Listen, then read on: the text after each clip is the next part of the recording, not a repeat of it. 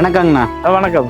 இந்த வாரம் சந்தை நிலவரத்தை பற்றி கொஞ்சம் சொல்கிறீங்களா? பரவாயில்லைங்க. இந்த வாரம் சந்தை நிலவரம் மாடுகள் நிறையா வந்துச்சு. விலைவாசி கொஞ்சம் முன்னப்பண்ண எச்சு மிச்சிருந்தாலும் பொருள் தரமான பொருளாக நிறைய வந்துச்சு.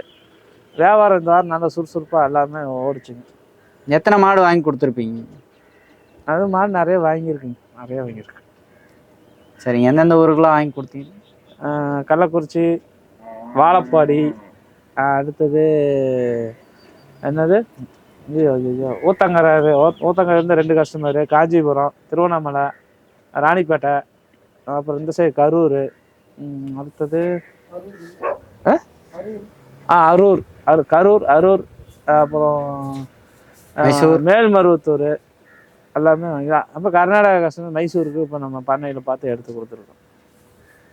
எல்லாருக்கும் எடுத்து கொடுத்துருக்கீங்க. யாரையாவது ஒரு கஸ்டமருக்கு எடுத்தல, புதுக்கோட்டையிலேருந்து வந்தவங்களுக்கு எடுத்தல. வழக்கம் போல் அது ஒரு மாட்டுக்கு வந்தார். ஃபர்ஸ்ட் கஸ்டமர் அவர் தான். அப்புறம் அவருக்கு ஒன்று தான் அமையல. இன்னொரு கஸ்டமரை பார்த்து அவரு கூட இங்கே வந்துட்டு வாங்கலை, பார்க்கறதுக்கு வந்தோம். ஆமாம், இப்போ வந்துட்டு போனவர் அவர் வந்து பண்ண ஆரம்பிக்கிறாரு. அப்புறம் அவங்க மாமா கொஞ்சம் நிறைய பக்கம் வாங்கில கொஞ்சம் சோழி முடிஞ்சிருச்சு. அப்புறம் அதனால் நம்மளை பற்றி தெரியும் அவருக்கு. ரொம்ப நாளாக ஃபாலோ பண்ணுறாரு. அப்புறம் இந்த வாரம் வந்து சண்டையை வந்து ஒரு விசிட் வந்தால் வந்து பாருங்கள் எப்படி இந்த விலைவாசி எப்படி யார் என்ன ஏது நல்லா உங்களுக்கு ஒரு நோட்டம் தெரியும் அப்படின்னு சொன்னால். அப்புறம் எல்லாம் வந்து இன்றைக்கி ஃபுல்லாக அவர் வந்து பார்த்துருக்காரு. சின்ன வயசு தான். நீங்கள் பண்ண ஆரம்பிக்கிறதுக்கு நல்லா ரெடி பண்ணியாச்சு. நீ அடுத்த வாரம் விட்டு அடுத்த வாரம் ஒரு மாடு எடுக்கிறதுக்கு.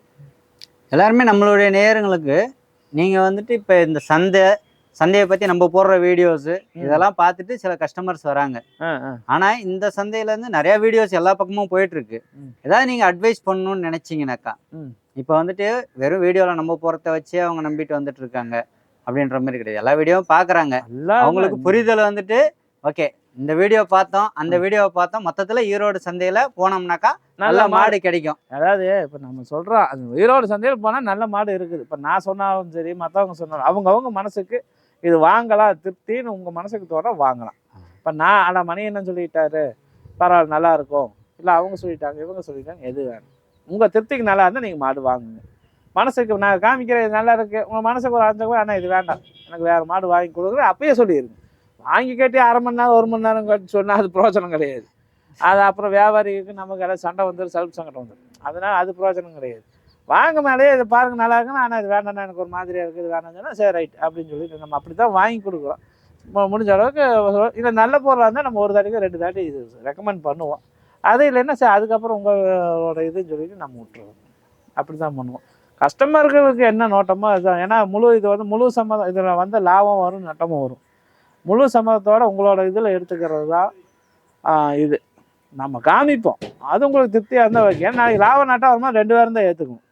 இன்னைக்கு நான் ஒரு மாடு காமிக்காமல் 10 கறக்குதுன்னா அது உங்களுக்கு மனசுக்கு திருப்தி, சரி நான் எடுக்கலாம்னு சொல்லி எடுத்துக்கிட்டா 10 கறந்தால் 2 பேருக்கும் சந்தோஷம். அந்த மாடு ஒரு 2 லிட்டர் 3 லிட்டர் கம்மியாக இருந்தால் 10 சொன்னாங்க, இது எங்கடா 7 8 தான் கறக்குதுன்னா அந்த சமயத்தில் அந்த நம்மளும் தானே பார்த்து எடுத்தோம், நம்ம திருப்தியில் தான் நம்மளும் எடுத்தோம். அவர் மட்டும் என்ன பண்ணுவார், அப்படி ஒரு பெருந்தன்மை வச்சுக்கணும்.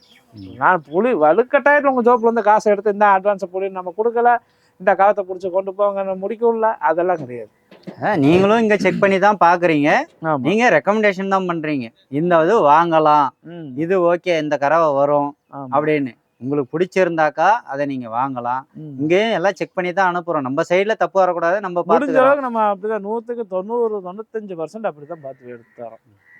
ஒவ்வொன்றும் நம்ம கம்மி பட்ஜெட்டில் எடுக்கிறது, எச்சுக்கார வாங்கி கொடுக்குறது முன்ன பண்ண கம்மி வருது. போன வாரம் வாங்கிட்டு போனவங்க கூட இந்த வாரம் கொஞ்சம் லேட் ஆகிடுச்சு, இந்த வாரம் வரலான்னாக்கா பார்த்துக்கலாம் கேட்டேன். மாடு கொஞ்சம் கலை போது வேண்டாம் அடுத்த வாரம் வாங்கன்னு சொல்லிட்டேன் ஃபோன்லேயே. வரல நல்லா இருந்த கட்டியில் இந்த வாரம் தொடர்ச்சியாக வராங்க. நம்மளே பார்க்குறோம்ல, நல்ல பழைய கஸ்டமர் வராங்க, புது கஸ்டமர் வராங்க, எல்லாம் வந்துக்கிட்டாங்க.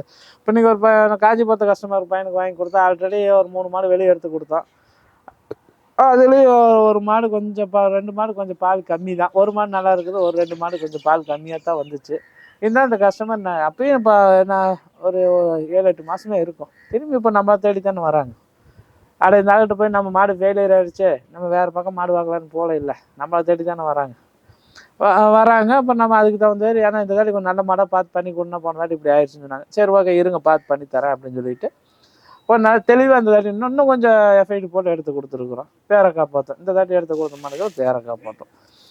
வெளியே போனதாடி வெளியே போய் பண்ணையில் வெளியே எடுத்து வரல தான் கொஞ்சம் உழப்பிடுச்சு. அதனால பெருசாக உழப்பலை. என்னென்ன ஒரு சொன்ன அளவுக்குன்னா அளவு கம்மியா இப்போ பால் ஒரு 10 கறக்கு. சொல்கிறேன்னா ஒரு 7 கறக்கிறது அப்படி இது பண்ணுறது அப்படி தான் இருந்துச்சு. இல்லை நல்ல மாடாக எடுத்து இப்போ பால் மிஷின் வாங்கி கொடுத்தா போதும். இப்போ பண்ணை வைக்கிறதுக்கு அப்போ நம்மக்கிட்ட தேடி நம்மளை தேடி வர்ற கஷ்டமாக வரும். அதெல்லாம் வர்றது வந்துக்கிட்டு தான் இருக்காங்க. இப்போ அன்றைக்கி ஒரு நாள் ஒரு அக்கா ஒரு 5-6 மாடு எடுத்துகிட்டு போனாங்க. ஏதோ ஒரு 5-6 மாடு நம்மக்கிட்ட எடுத்துருக்காங்க. ஒரு மாடு போய் ஒரு வாரம் மணி நல்லா இருந்துச்சு, திடீர்னு உடம்பு சரியாமல் செத்து போச்சு. இருந்தாலும் நம்மகிட்ட தேடி தான் இப்போ வந்து கூட திருப்பி 2 மாடு எடுத்துகிட்டு போயிட்டாங்க.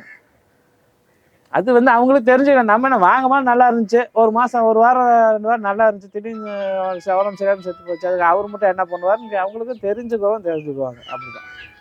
நீங்க ஏதாவது சொல்ல விருப்பப்படுறீங்களா? அது இன்ன வரைக்கும் தொண்டைகளையும் பேசி இருக்கிறேங்க.